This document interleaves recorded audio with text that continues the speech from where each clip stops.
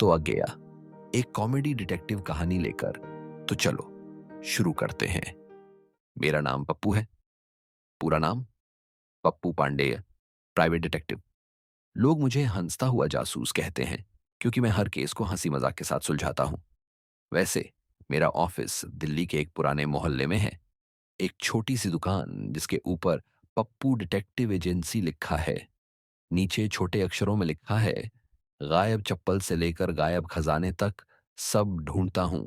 सच कहूं, मैंने आज तक कोई खजाना नहीं ढूंढा, लेकिन चप्पलें खूब ढूंढी हैं। मेरी उम्र, अरे ये तो रहस्य है, लेकिन इतना बता दूं, मेरे बाल अब भी काले हैं। हालांकि मेरी मम्मी कहती हैं कि यह ढाई का कमाल है। मेरा ऑफिस छोटा सा है।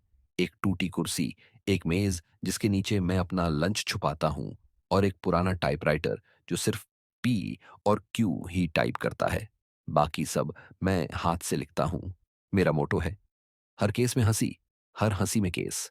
एक दिन सुबह सुबह जब मैं अपने ऑफिस में समोसे खा रहा था, हाँ, नाश्ते में समोसा मेरा फेवरेट है, दरवाजे पर दस्तक हुई। मैंने सोचा, अरे कोई ग्राहक आया क्या। दरवाजा खोला तो सामने एक अधेड़ उम्र की औरत खड़ी थी। उसका नाम था शीला आंटी। मोहल्ले में सब उसे शीला की जवानी कहते थे, लेकिन अब तो वो शीला की कहानी ज्यादा लगती थी। पप्पू बेटा, उसने रोते हुए कहा, मेरा मोजा गायब हो गया है। मैंने समोसा मुंह में डाला और पूछा, आंटी, मोजा, एक मोजा गायब होने से क्या फर्क पड़ता है, दूसरा पहन लो ना। अरे पप्पू, तू नहीं समझेगा, शीला आंटी ने अपनी नाक पोंछते हुए कहा। वो मोजा साधारण नहीं था, वो मेरे पति का लकी मोजा था। जब से वो गायब हुआ है, वो घर में बैठे बैठे बस टीवी देख रहे हैं। कहते हैं मेरा लक चला गया। मैंने सोचा, लकी मोजा, ये तो नया टाइप का केस है। फिर हंसते हुए बोला, आंटी चिंता मत करो, पप्पू पांडे हूं मैं। आपका मोजा ढूंढ कर लाऊंगा, चाहे वो चोरों के अड्डे में हो या कुत्ते के मुंह में। जांच शुरू होती है। मैंने अपना डिटेक्टिव बैग उठाया। उसमें क्या था? एक टॉर्च जो कभी कभी जलती थी, एक नोटबुक, एक पेन जिसकी स्याही सूख चुकी थी, और एक पुराना चश्मा जो मैं सिर्फ स्टाइल के लिए पहनता हूं। मैं शीला आंटी के घर पहुंचा। उनका घर मोहल्ले के कोने में था। एक छोटा सा मकान जिसके बाहर एक नीम का पेड़ था और नीचे एक कुत्ता सो रहा था। आंटी, मुझे आखिरी बार कब देखा था? मैंने पूछा। कल सुबह, आंटी ने कहा। मैंने उसे धोया और बाहर सूखने के लिए डाला। शाम को देखा तो गायब। मैंने बाहर जाकर तार पर नजर डाली। वहां कुछ कपड़े टंगे थे, एक साड़ी, एक कुर्ता और एक अंडरवियर, जिसे देखकर मैंने जल्दी नजर हटा ली। लेकिन मोजा कहीं नहीं। मैंने सोचा, यह तो गंभीर मामला है, मोजा अपने आप तो उड़ा नहीं होगा। मैंने सोचा, लेकिन फिर ध्यान आया, कुत्ते को मोझे से क्या लेना देना, वो तो हड्डी के पीछे भागते हैं।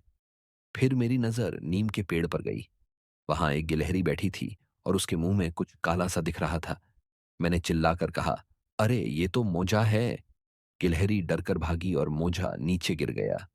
मैंने उसे उठाया, काला, पुराना और थोड़ा फटा हुआ। आंटी, ये है आपका मोजा? मैंने पूछा। शीला आंटी ने देखा और बोली, नहीं बेटा, मेरे पति का मोजा तो लाल था, ये तो किसी और का है।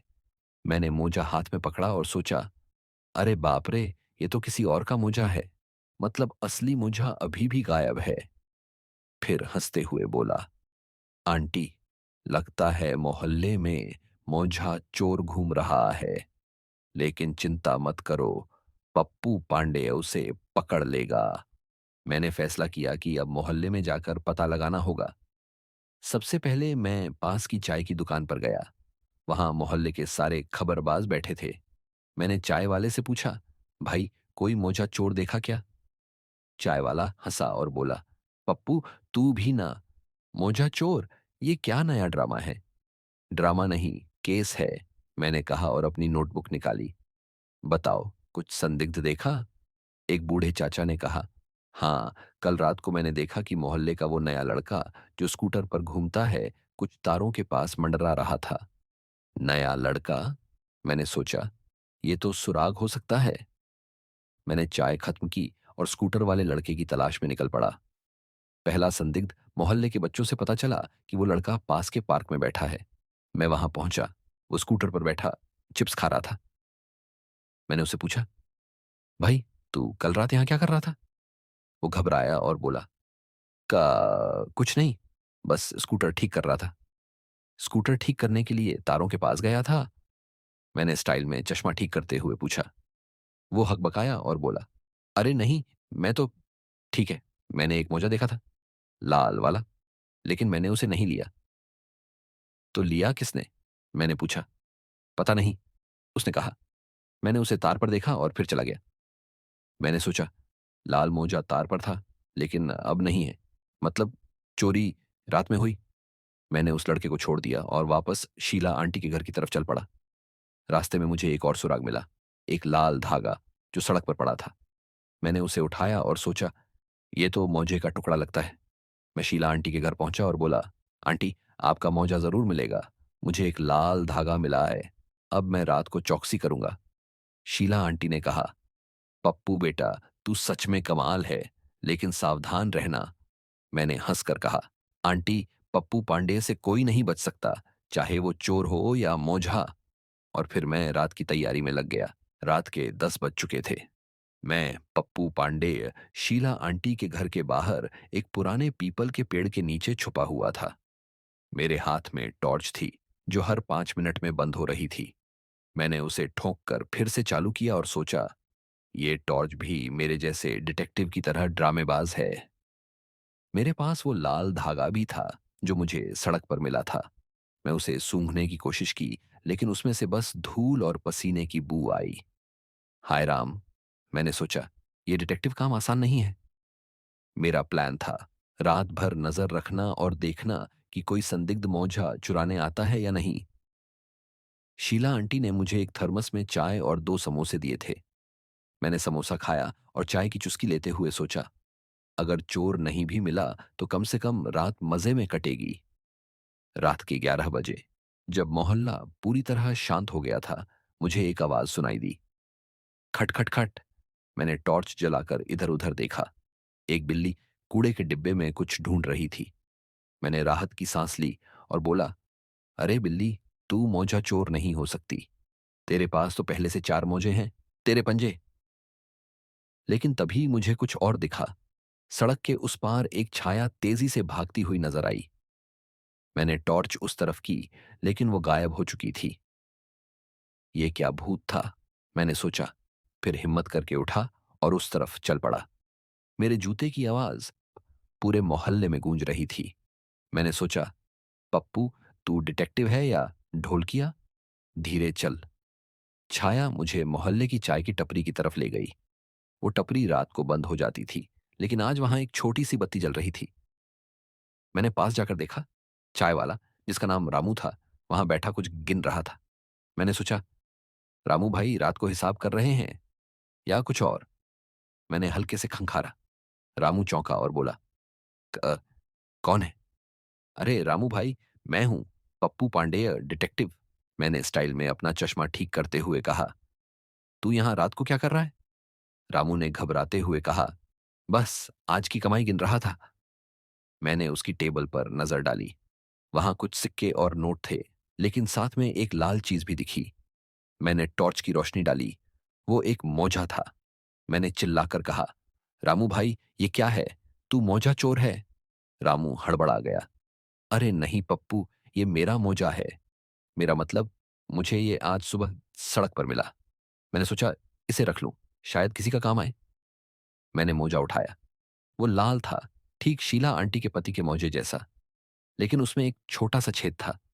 मैंने सोचा, क्या ये वही मोजा है, या मोहल्ले में लाल मोजों की बाढ़ आ गई है? मैंने रामू से कहा, भाई, सच बता, तूने इसे कहां से उठाया? रामू बोला, सच कहता हूं पप्पू, ये मुझे शीला आंटी के घर के पास मिला। मैं सुबह चाय बेचने जा रहा था, तभी सड़क पर पड़ा देखा। और तूने इसे क्यों रख लिया? अरे, मुझे लगा कोई पुराना कपड़ा होगा, मैं इसे झाड़ू बनाने के लिए रख रहा था। रामू ने मासूमियत से कहा। मैंने हंसते हुए कहा, रामू भाई, तू चाय वाला है या कबाड़ी? खैर, ये मोजा मैं ले जा रहा हूं, शीला आंटी को दिखाऊंगा। रामू ने राहत की सांस ली और बोला, ले जा भाई, लेकिन मेरे नाम का डिंडोरा मत पीटना। मैं वापस शीला आंटी के घर पहुंचा। सुबह के 3 बज रहे थे। मैंने दरवाजा खटखटाया। शीला आंटी ने नींद में आंखें मलते हुए दरवाजा खोला और बोली, पप्पू बेटा, तू अभी तक जाग रहा है?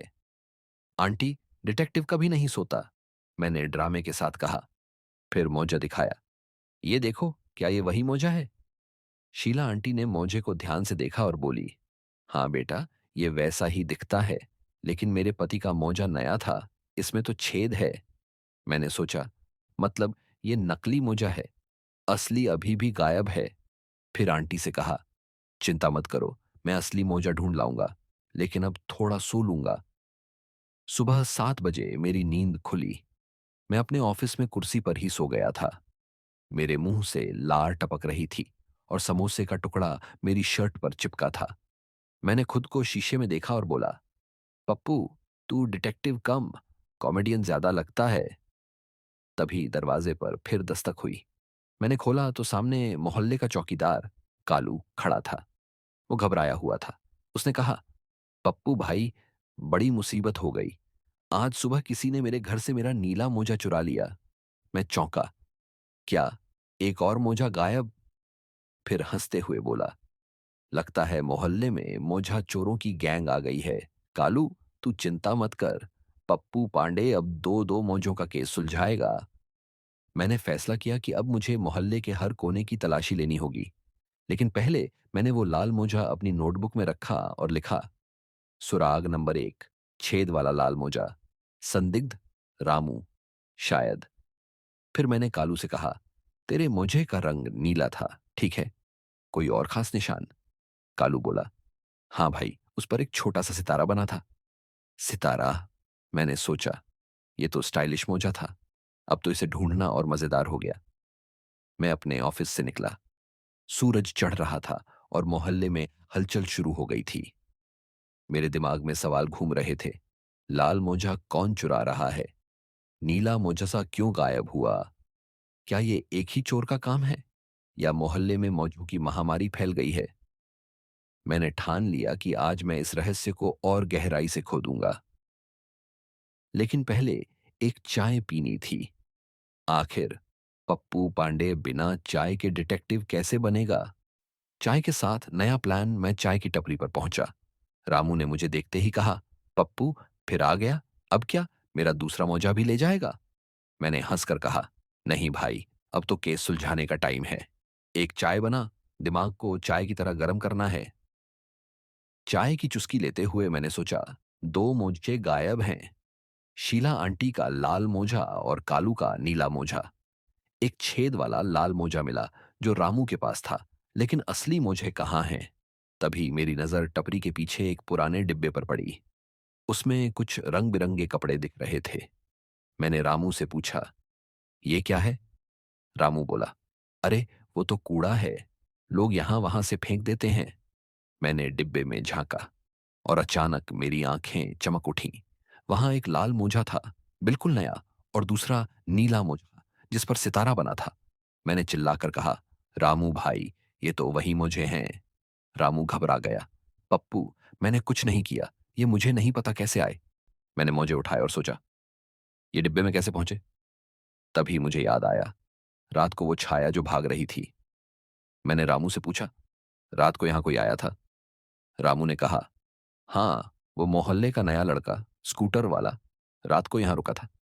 उसने कहा कि वो कुछ कूड़ा फेंक रहा है। स्कूटर वाला? मैंने सोचा, वही जो तारों के पास मंडरा रहा था।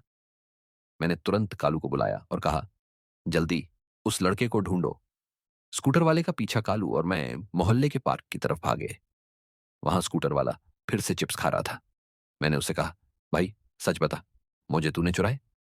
वो हंसने लगा और बोला, पप्पू भाई, मैं चोर नहीं हूं, लेकिन हां, मैंने मोजे लिए थे। क्यों? मैंने हैरानी से पूछा। उसने बताया, मेरा नाम रिंकू है, मैं यहां नया हूं और दोस्त बनाना चाहता था। मैंने सुना कि मोहल्ले में मौजे गायब होने की बातें होती हैं, तो मैंने सोचा एक मजाक करूं।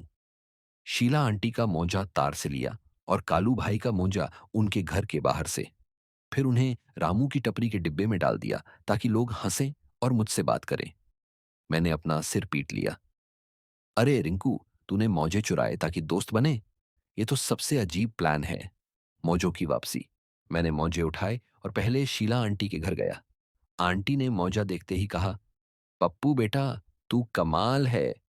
मैंने हंसकर कहा, आंटी, ये रिंकू का मजाक था। अब आपके पति का लक वापस आ गया। फिर कालू को उसका नीला मोजा दिया। कालू बोला, पप्पू भाई, तू तो सच्चा डिटेक्टिव है। शाम को मोहल्ले में सब इकट्ठा हुए। मैंने रिंकू को सबके सामने बुलाया और कहा, ये है हमारा मौजा चोर, लेकिन चोर कम, मजाकिया ज्यादा। सब हंसने लगे। रिंकू शर्मा गया, लेकिन फिर बोला, अब तो दोस्त बन गए ना? शीला आंटी ने कहा, हाँ बेटा, लेकिन अगली बार मौजे चुराने की बजाय चाय पिला देना। मैं अपने ऑफिस वापस आया। मेज पर बैठकर मैंने नोटबुक में लिखा, केस सुलझा, अपराधी रिंकू, मकसद दोस्ती, इनाम मोहल्ले की हंसी। फिर समोसा खाते हुए सोचा, पप्पू पांडेय, तूने फिर से कमाल कर दिया। कहानी का अंत, और इस तरह लापता मौजों का रहस्य सुलझ गया। ये कोई बड़ा अपराध नहीं था, बस एक नन्हा सा मजाक। मोहल्ले में शांति छा गई और मैं अगले केस का इंतजार करने लगा। आखिर पप्पू पांडे हूं मैं, हंसता हुआ जासूस, जिसके लिए हर केस एक हंसी का मौका है। तो कैसा लगा पप्पू की जासूसी कहानी? हमें कमेंट करके बता सकते हो।